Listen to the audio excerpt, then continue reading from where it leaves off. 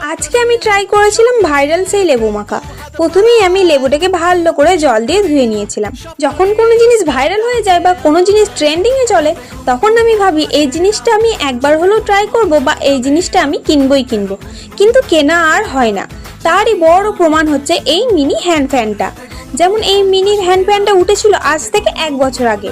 সে 1 বছর আগে থেকে আমি ভেবেই চলেছি যে এই মিনি হ্যান্ড ফ্যানটা আমি কিনবই কিনবো, কিন্তু সেই থেকে আমি লোকের হাতেই দেখে আসছি আর দোকানেই দেখে আসছি, কিন্তু একবারও কেনাই হয় না। আর আজকে আমি কিনেছি এই মিনি ফ্যানটা কেনার ইচ্ছা আমার আরও জেগেছিল, কারণ এই ফ্যানটা দেখতে খুবই কিউট। আর এর সাথে দিয়েছিল একটা ছোট্ট চার্জার ফ্রি। আর এই মিনি ফ্যানটার মধ্যে একটা সুইচ আছে, ওই সুইচটা যদি আমি একবার টিপি তাহলে খুব আস্তে হাওয়া বের হয়, আর যদি দুবার টিপি তাহলে মিডিয়াম হাওয়া বের হয়, আর যদি 3বার টিপি তাহলে খুব জোরেই হাওয়াটা আসে। কিন্তু আমাকে যে চার্জারটা দিয়েছিল এই চার্জারটা মোটেই ভালো না, কারণ এই চার্জারের পিনটা একদমই ছোট, তাই এই মিনি ফ্যানে এই চার্জারের পিনটা কাজেই লাগবে না।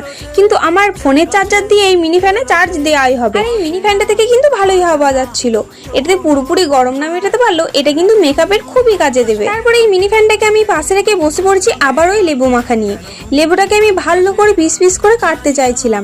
প্রথমে লেবুর পিসটা কিন্তু গোলই হয়েছিল, কিন্তু তারপরে আমি আবার ছুরি দিয়ে কাটতে চেয়েছিলাম, কিন্তু তখন একটাও গোল হয়নি, কারণ আমি একদম পাতলা পাতলা করে কাটতে গিয়েছিলাম, সেই জন্যই একটাও গোল হয়নি। তারপরে এই কাটার পিসগুলো দেখে তো আমার খুবই হাসি পাচ্ছিল, আর আমার পাশে যারা বসেছিল আমি তাদেরকে দেখাচ্ছিলাম, তারাও আমার সাথে সাথে হাসছিল। গোল করতে গিয়ে একদম চাঁদের মতো পিস হয়ে গেছে, তাতেও কোনো অসুবিধা নেই, এটা গোল হোক কিংবা চাঁদের মতো, খাওয়া নিয়ে কথা, জাস্ট খেতে পারলেই হলো। তারপরে আমি ভালো করে এটাকে কেটে নিয়ে এখানে মাখাতে বসে গেছি। প্রথমেই দিয়েছিলাম অল্প করে নুন, আর দিয়েছিলাম বেশ অনেকটা করে গুঁড়ো লঙ্কা, আর তারপরে দিয়েছিলাম অল্প একটু সামান্য করে চিনি। তারপরে দিয়েছিলাম তেলটা কিন্তু আমি ফোনে দেখিনি, আমি ইচ্ছা করেই তেলটা দিয়েছি। তারপরে এগুলোকে ভালো করে আমি মিশিয়ে নিচ্ছিলাম।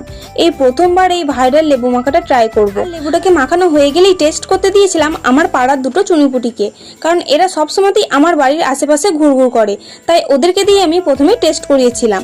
ওদেরকে দিতেই তো দুজনেই একটা করে তুলে নিল। এবার ওদের রিয়াকশন দেখার পালা। আমি তো ভেবেছিলাম ছোটটা ঝালের ভয়ে খাবেই না, কিন্তু বড়টার থেকে ছোটটা দেখলাম একবারে মুখেই পড়ে নিল। ওদের রিয়াকশন দেখেই বোঝা যাচ্ছে যে লেবুটা কতটা টক। আর তারপর আমিও বসে গেছি এই ভাইরাল লেবু মাখাটাকে ট্রাই করতে।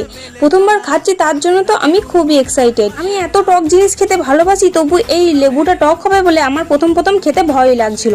আর সত্যি করে লেবুটা প্রচুর টক হয়েছিল। লেবুটাকে ঠিকঠাকই মাখিয়েছিলাম, শুধু একটুখানি নুনটাই কম হয়েছিল, তার জন্য একটু বেশি করে টক লাগছিল। তারপরে আমি এর মধ্যে বেশ কিছুটা নুন অ্যাড করে দিই। তারপর কিন্তু খেতে বেশ ভালোই লাগছিল। আর তোমরাও কে কে এই ভাইরাল লেবু মাখা ট্রাই করেছো আমাকে কমেন্ট করে বলে যাও।